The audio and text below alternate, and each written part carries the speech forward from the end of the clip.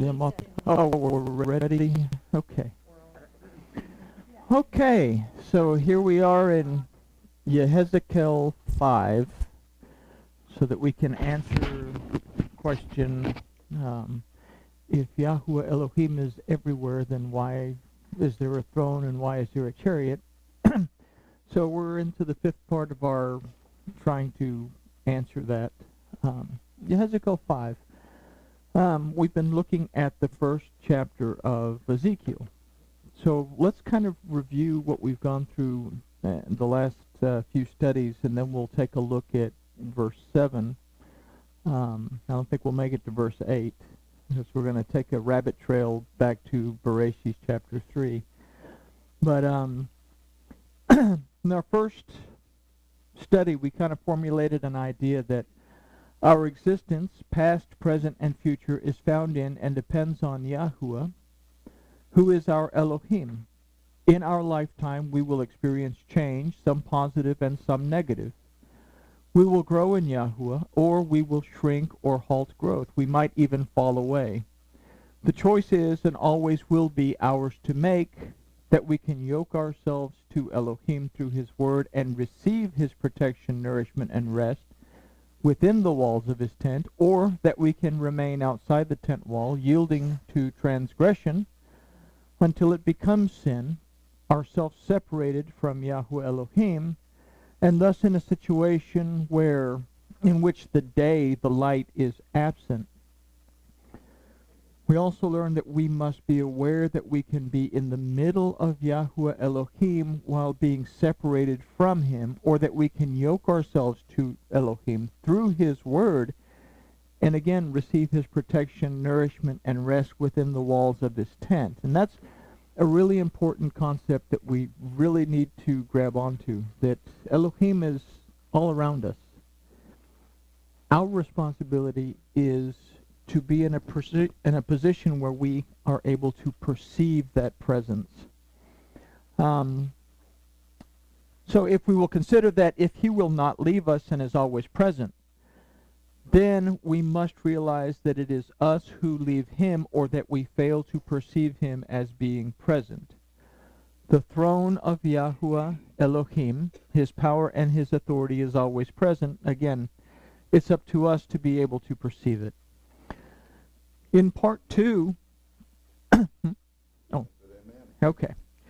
In part 2, we kind of developed this idea that we need to humble ourselves before Elohim and be willing to shed any exterior pride that we might be wearing in order to receive the instruction and the guidance that we need to bring us out of captivity and renew, repair, or restore us. And this is something that we touched on a few weeks ago, that for some reason when something pops up, we always implode inward to our carnal side. And that's the first place that we go. So we need to get to a point where we can shed that and go straight into the presence of Elohim in the midst of whatever we find ourselves in the midst of. We must heed closely something greater and more important than ourselves. We must first be able to see the throne before we can ascend to it. We cannot squeeze water through the wall if we are in exile outside of it. In other words, we cannot try to grasp at Elohim's undeserved favor by our own strength. Yahshua said that the door and the way to life is narrow, and few are they that find it. And in this we can consider that to be made new and to be restored is to find one's way by squeezing through the door of the wall that leads to life. We must humble ourselves before Elohim and be willing to shed any exterior pride that we might be wearing in order to receive the instruction and the guidance that we need to bring us out of captivity and renew, repair, and restore us. Only in this way can we see the throne. Again, we must heed something greater and more important than ourselves, the power and the authority of Yahweh Elohim, and ascend to it, once again be established by and in Yahuwah. Again, when that flesh part of us gets in the way, it's hard to pay attention to the instruction that's coming from Elohim. And we see this when we get ourselves all fired up and worked up, that it literally comes to our heads, I don't want to hear about any of that Bible stuff. And if we're honest with each other, we get to that point sometimes. Okay? And that leads us back to the question, do I believe that Yahuwah Elohim exists? Okay? This is the only way to bring positive change into our lifetime. To truly come into existence is to find existence in everything, at every time, in the declarations, commands, and promises found in the word of Yahuwah Elohim. It is according to an account of the instruction and guidance of Yahuwah Elohim that he strengthens us, teaches us, and ministers to us. Now, through Yahshua, we are restored and rebuilt, lifted up from contempt and insignificance.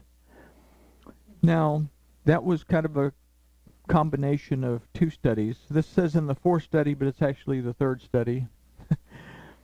We talked about the bronze coming up. We said it was the electrum, the bronze coming up from the mist that was a representation of redemption, deliverance, and restoration, that was called the electrum, the hajmal, or the hahajmal.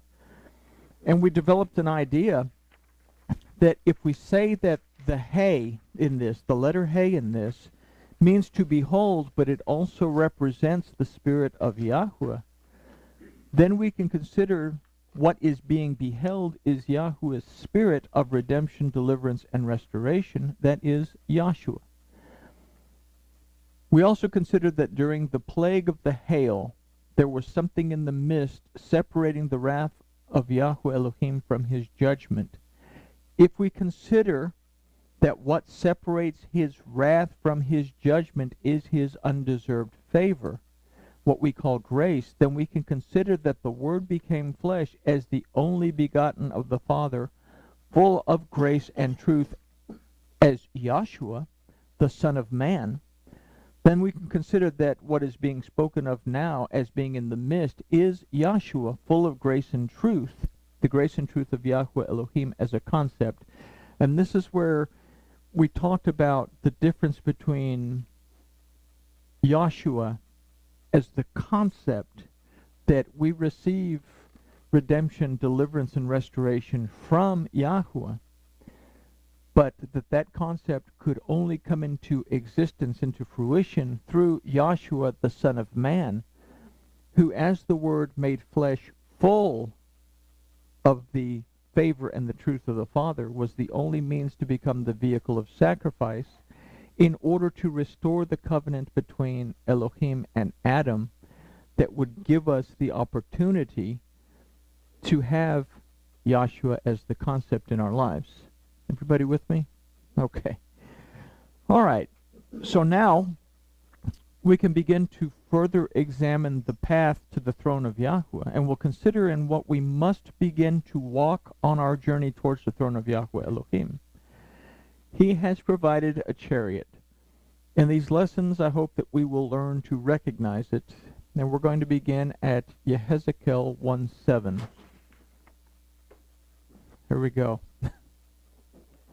All right.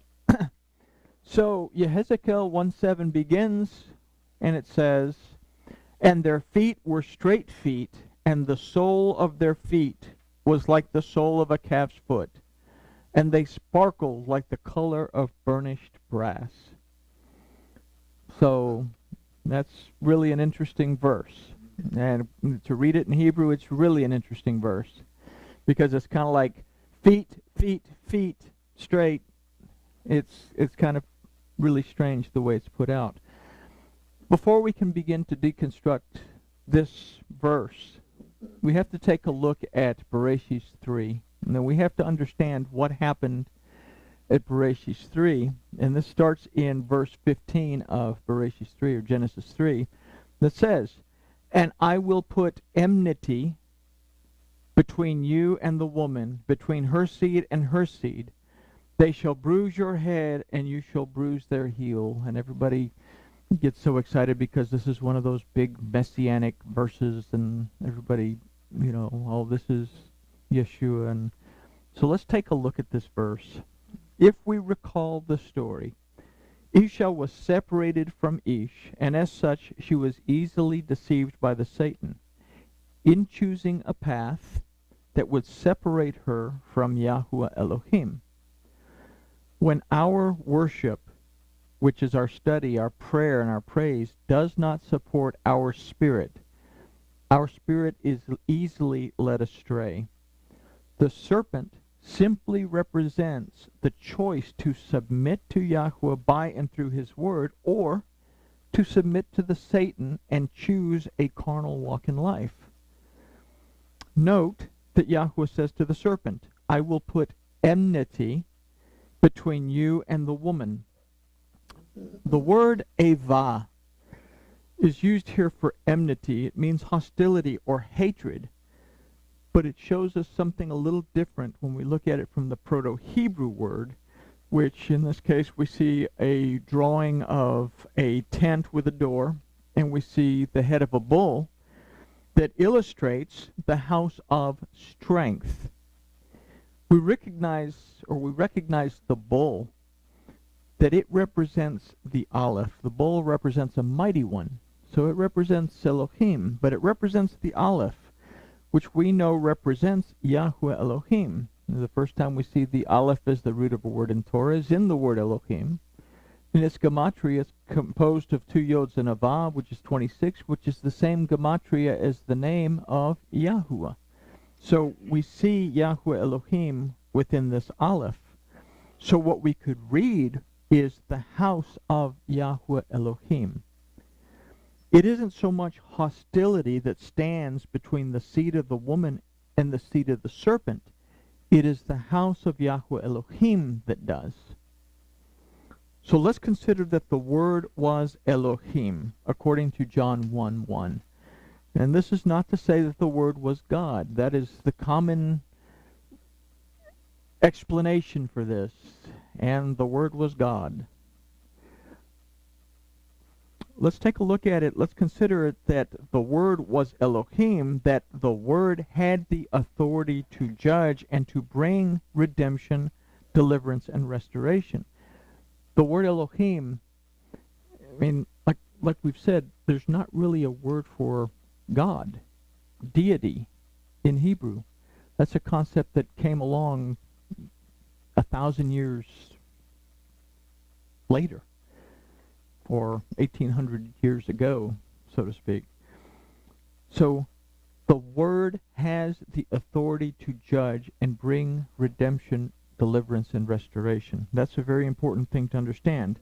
And that coming in the name of Yahuwah, the word came in the name of Yahuwah, became the house of Yahuwah's name as Yahshua. John 1:14 clarifies this for us. So in this, we can begin to consider that it isn't hatred or hostility that separates the seed of woman from the seed of the serpent. It is the house of Yahuwah that can redeem, deliver, and restore the seed of woman, and thus separate them from the seed of the serpent. Everybody with me? Only through the house of Yahuwah can the seed of the woman be separated from the seed of the serpent. This is the threshing floor. Okay? David purchased the threshing floor from the Jebusites, and this is in 2 Samuel 24:18 through 25. He paid money to the Jebusites.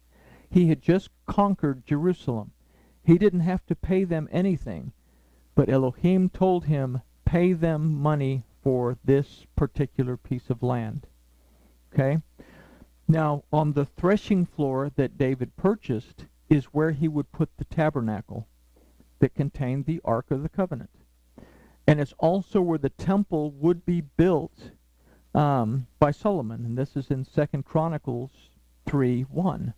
We were talking about earlier that the Wailing Wall, you have thousands of people that visit there and pray at the Wailing Wall. It's the Temple Mount. The Wailing Wall, all those stones remain one on top of the other from 70 AD when Titus razed Jerusalem. Joshua said that not one stone would be left upon another. The Temple Mount is actually the mount of the fortress of Antonia that housed the Romans' 10th Legion. The temple, this little piece of land that we're talking about, is 1,000 feet more or less to the south of the temple. So this is something very important to understand because it relates to our day and time as well, that we're worshiping something that we don't understand because we've been given the wrong information to worship. And that's just something to, a little extra there. So this was the threshing floor. The grain and the chaff are tossed into the air.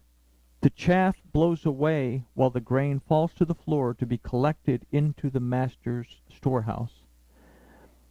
We'll consider, too, that the pegs that held the tabernacle in place, and these are kind of just rabbit trails, but the pegs that held the tabernacle in place were unpolished brass. The Word became flesh and took our sin to the Tav as the vehicle of sacrifice to restore a covenant, and that the feet of the restored Yahshua that we read about in Revelation are made out of polished brass, that now in Yahshua is redemption, deliverance, and restoration. Then we see that the mighty one in the house of Yahweh that separates those who believe and receive, the seed of the woman from those who do not, the seed of the serpent. Now, the foot of the seed of the woman will bruise the head of the serpent. The word for they shall bruise is Yeshufecha, that does mean to bruise, but it also means to overwhelm and to cover, from the root shuf. We can also break this word down if we'll consider that the word Yeshu, that from the root Yasha, means our redemption, deliverance, and restoration. And here we have Yeshufecha, that we see as the root there is Yeshu, that would actually mean our redemption, deliverance, and restoration. If we take this a little further, the root of this word is the Yod that represents Yahweh Elohim's power and ability by and through his truth. So if we compare this now to the verse, and you shall bruise their heel, the word for and you shall bruise their is teshufenu. So before we consider this, let's recall that it is the head of the serpent that will be shuf, which aside from bruise and overwhelm and to cover also means to crush. So the head of the serpent will be crushed. The word for head is rosh, that aside from head means authority. So it is the authority of the serpent that will be crushed. Let's also consider the word for heel, which is ekev. But before we, let's consider this before we go any further. This word, aside from heel, also means to circumvent or to maneuver shrewdly around something. This makes sense if we consider our responsibility in this word, and when we break this down into the letters, that we must be able to perceive what divides us or sets us apart to the house. What divides us from the house, or what sets us apart to the house.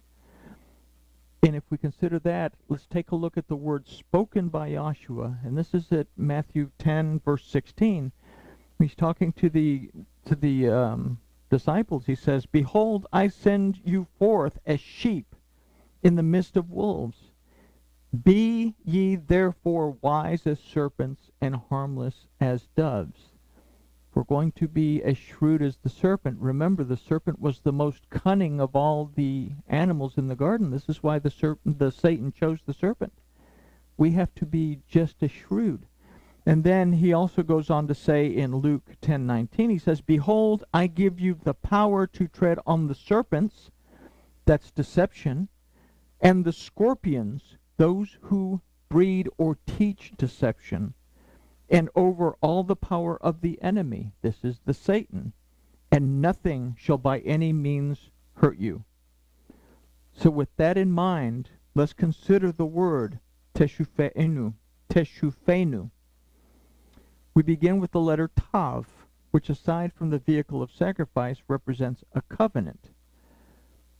We said that shuf meant to cover, then we can formulate that it is because we are covered by the covenant made possible by Yahshua as the vehicle of sacrifice, that we can be wise as serpents and have the power to tread on serpents. And as such, we will be able to circumvent or maneuver shrewdly around the deception of the serpent and rightly divide the word of truth by perceiving what it is that divides us from Elohim or sets us apart to him in his house, that is the house of Yahweh. This is done through the foot of polished brass that crushes the head of the serpent, who was, is, and will be Yahshua. That is the foot of brass, both as a concept and as the Son of Man. So if we have a grasp on this concept, then we can take a look at our verse in Yechezeqel. Everybody somewhat okay? If not, we can go ahead and read it 100 times more, and then we'll jump into this. So we go back to our verse. It says, "And their feet were straight feet, and the sole of their feet was like the sole of a calf's foot, and they sparkled like the color of burnished brass." And that's so poetic. So we begin with the first word, Veragel echem, meaning and their feet. The root of this word is regal, that means foot, but also means according to the pace of something. So it means the foot, but it also means according to the pace of something. Regal has a root, ragal, that means to walk. So we can consider that we walk according to the pace of whatever. The next word is again regal, but this word is associated to the next word, which is yeshara, that from its root yeshar means straight, upright, and correct. This word has a similar root that means to prosper. The root letter, as we noticed earlier, is the yod that represents the truth, power, and the ability found in the truth of Yahuwah. Yahshua is the power and the ability of Yahuwah to redeem, deliver, and restore according to his truth. If we consider this, then what we are seeing in these first three words is to walk straight, upright, and correct according to the pace of the truth of Yahuwah's power and ability to redeem, deliver, and restore by and through Yahshua, both as a concept and as the Son of Man. The next phrase is, "And the sole of their feet was like the sole of a calf's foot." I just picture that. The word for sole is kaf, which aside from sole also means palm. The letter kaf, which is the root of this word, represents both potential and actual blessing. Our next word is again regal, which would give us an idea of walking in or according to the pace of blessings. Then again, we have the kaf of a calf's foot. The word for calf is egal, that aside from calf also means a bullock. The burnt offering in Vayikra was a bullock. Okay, now, if you didn't have the means to afford a bullock, you could offer a goat. If you couldn't afford the goat, you could offer a dove. But primarily it was the bullock. So this bullock was given voluntarily. And what we learn from this is we must want to be willing to give of ourselves to Yahweh. Okay, that was one of the main reasons for this sacrifice, is that it was a voluntary offering. You had to want to give it. The second thing, this bullock was totally consecrated. In other words, it was totally consumed by fire. The owner received nothing back. The priest didn't get anything from it. So we can take from that that we must be willing to give ourselves totally to Yahweh Elohim, expecting nothing in return. And this is another reason for this burnt offering. Okay? Consider now that Yechezeqel was in captivity. Everything that he had was taken from him. He had nothing to give other than himself. When we are in captivity, when we're in bondage, or even when we're not, are we willing to give everything that we have to Yahweh and expect nothing in return? Joshua gave everything. He understood that believing and receiving was a choice that we would have to make, and as such, he gave everything, not expecting anything in return. He simply gave himself totally and completely. He gave himself totally to the will of Yahweh Elohim. To walk according to the pace of his blessing is to do so out of love, not in expectation of something. And this can be further explored in the next phrase, they sparkled like the color of varnished brass. The word for "and they sparkled" is venotsesim. It's hard enough to write, much less say. Venotsesim. The root of this is natsat, that means to be bright or to shine. The next word to consider is the word for burnished, which is kalal, that while it does mean polished or shiny, can also mean of little account or something that is lightly esteemed. In these two words, this one that means to be bright or to shine, and this other one that means to be shiny yet lightly esteemed or of no account, let's consider Yahshua's point of view as to what he came to do at Philippians 2:6-8. And this is Paul kind of recounting. But he said, who being in the form of Elohim thought it nothing to be equal with Elohim, but made himself of no reputation, and took upon him the form of a servant, and was made in the likeness of men. And being found in the fashion of a man, he humbled himself, and became obedient unto death, even the death of the cross. He gave it all voluntarily and out of obedience. So what can we take away from this verse? We take that little bitty verse that has 3 feet in there. We can say, because we are covered by the covenant made possible by Yahshua as the vehicle of sacrifice, that we can be wise as serpents and have the power to tread on serpents, and as such we will be able to circumvent and maneuver shrewdly around the deception of the Satan by rightly divide the word of truth, by perceiving what it is that divides us from or sets us apart to the house of Yahweh. This is done through the foot of polished brass that crushes the head of the serpent, who is, was, and will be Yahshua. We are to walk straight, upright, and correct according to the pace of truth of Yahweh's power and ability to redeem, deliver, and restore.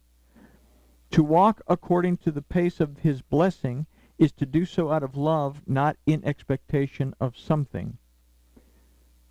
When we are in captivity, when we are in bondage, or even when we're not, we must be willing to give everything that we have to Yahweh, our Master and Elohim, and expect nothing in return. We are to be willing to give to one another in the same way. So to be carried in the chariot of Yahweh Elohim requires us to be willing to give everything without expecting anything in return. And there's a whole bunch of these little bitty lessons all the way through this first chapter. I did Fridays today as well. But it's really amazing how, we review everything as we go, and it's kind of long and tedious, I guess, in the beginning. But if we'll put all this stuff together when we're done, we're going to have a pretty good outline of what it is to move forward and ascend to the throne. So this is our study of Yechezeqel 5, and we'll jump into the 6th part Friday.